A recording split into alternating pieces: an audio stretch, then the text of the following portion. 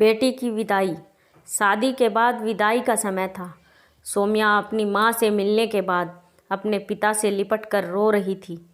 सौम्या को ऐसे रोते देखकर वहाँ पर मौजूद सभी लोगों की आंखें नम थी। फिर सौम्या अपनी छोटी बहन के साथ सजाई गई गाड़ी के पास जा रही थी। दूल्हा कुणाल अपने खास मित्र विवेक के साथ बातें कर रहा था। विवेक बोलता है, यार कुणाल, सबसे पहले घर पहुंचते ही किसी होटल में जाकर बढ़िया खाना खाएंगे। यहाँ तेरा ससुराल में खाने का मज़ा नहीं आया। तभी पास में खड़ा कुणाल का छोटा भाई आकाश बोला, हाँ यार, पनीर कुछ ठीक ही नहीं लगा और रसमलाई में रस ही नहीं था।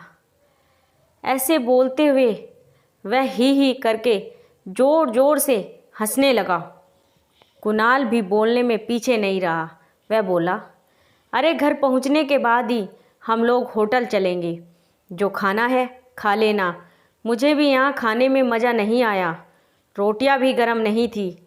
अपने पति के मुंह से यह सब सुनते ही सौम्या, जो गाड़ी में बैठने ही जा रही थी, वापस मुड़ी और भागकर अपने पिताजी के पास गई। फिर जाकर सौम्या अपने पिताजी को बोली, मैं ससुराल नहीं जाऊंगी पिताजी, मुझे यह शादी मंजूर नहीं। यह शब्द उसने इतनी ज़ोर से बोले कि सब लोग हक्के बक्के रह गए। सब कोई नज़दीक आ गए। सौम्या के ससुराल वालों पर तो जैसे पहाड़ टूट पड़ा। मामला क्या था, यह किसी की समझ में नहीं आ रहा था। तभी सौम्या के ससुर श्यामलाल जी ने आगे बढ़कर सौम्या से पूछा, लेकिन बात क्या है बहू? शादी हो गई है, विदाई का समय है, अचानक क्या हुआ कि तुम शादी को नामंजूर कर रही हो? कुणाल का तो मानो दुनिया लूटने जा रहा था। वह भी सौम्या के पास गया और उसके दोस्त भी। सब लोग जानना चाहते थे कि आखिर ऐन वक्त पर ऐसा क्या हुआ कि दुल्हन ससुराल जाने से मना कर रही है। सौम्या ने अपने ससुर जी से कहा, बाबूजी, मेरे माता पिता ने अपने सपनों को मारकर हम बहनों को पढ़ाया लिखाया, वह काबिल बनाया है। आप जानते हैं एक बाप के लिए बेटी क्या मायने रखती है। आप व आपका बेटा नहीं जान सकते क्योंकि आपके कोई बेटी नहीं है। सौम्या रोती हुई बोले जा रही थी, आप जानते हैं मेरी शादी में और बारातियों के स्वागत में कोई कमी न रह जाए, इसलिए मेरे पिताजी पिछले 4 महीने से रात को 1-2 बजे तक जागकर मेरी माँ के साथ योजना बनाते थे। खाने में क्या बनेगा, रसोइया कौन होगा। पिछले 1 साल से मेरी माँ और मेरे पिताजी ने कोई नए कपड़े नहीं खरीदे ताकि मुझे किसी चीज़ की कमी ना हो। मेरे माता पिता ने कितने सपनों को मारा होगा ना अच्छा खाया ना अच्छा पिया। बस उनकी एक ही ख्वाहिश थी कि मेरी शादी में कोई कमी ना रह जाए।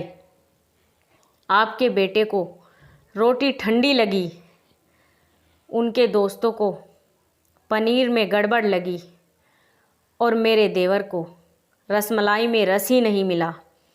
इनका ऐसे खिलखिलाकर हंसना मेरे पिताजी के अभिमान को ठेस पहुंचाने के समान है। तब सौम्या के पिता ने रोते हुए कहा, लेकिन बेटा, इतनी छोटी सी बात। सौम्या ने उनकी बात बीच में काटी और बोली, यह छोटी सी बात नहीं है पिताजी। मेरे पति को मेरे पिता की इज्जत नहीं। रोटी क्या आपने बनाई, रसमलाई, पनीर, यह सब कैटर्स का काम है। आपने तो दिल खोलकर अपनी हैसियत से बढ़कर खर्च किया, कुछ कमी नहीं रही तो वह कैटर्स की तरफ से। आप तो अपने दिल का टुकड़ा, अपनी गुड़िया रानी को विदा कर रहे हैं। मुझे विदा करने के बाद आप और माँ कितना रोएंगे क्या मुझे नहीं पता। जो लोग पत्नी या बहू लेने आए हैं वह खाने में कमियां निकाल रहे हैं। मुझ में कोई कमी आपने नहीं रखी, यह बात इनकी समझ में क्यों नहीं आई। सौम्या के पिता ने सौम्या के सर पर हाथ फिराया और बोले, अरे पगली, तू बात का पतंगड़ बना रही है। तुझे मेरी कसम, अब शांत हो जा। मुझे तुझ पर गर्व है कि तू मेरी बेटी है, लेकिन बेटा इन्हें माफ़ कर दो। तभी कुणाल ने आकर सौम्या के पिताजी के हाथ पकड़कर बोले, मुझे माफ़ कर दीजिए बापूजी, मुझसे गलती हो गई। ऐसा बोलकर वो रो पड़ा। तभी श्यामलाल जी ने आगे बढ़कर सौम्या के सर पर हाथ रखा और बोला, मैं तो बहू लेने आया था, लेकिन ईश्वर ने तो मुझे बेटी दे दी और बेटी की अहमियत भी समझा दी। मुझे ईश्वर ने बेटी नहीं दिया, शायद इसलिए क्योंकि तुम्हारे जैसी बेटी मेरे नसीब में थी। बेटा अब इन नालायकों को माफ़ कर दे, मैं तेरे सामने हाथ जोड़ता हूँ। ऐसा बोलकर श्यामलाल जी ने सचमुच हाथ जोड़ दिए और सौम्या के सामने अपना सर झुका दिया। सौम्या ने अपने ससुर के हाथ पकड़ ली और बोली, बाबूजी। तब श्यामलाल जी ने कहा, बाबूजी नहीं, पिताजी। तब सौम्या भावुक होकर अपने ससुर जी से लिपट गई। यह सब देखकर सौम्या की माँ और पिताजी भी बहुत खुश हुए। सौम्या अब राजी खुशी अपने ससुराल चली गई।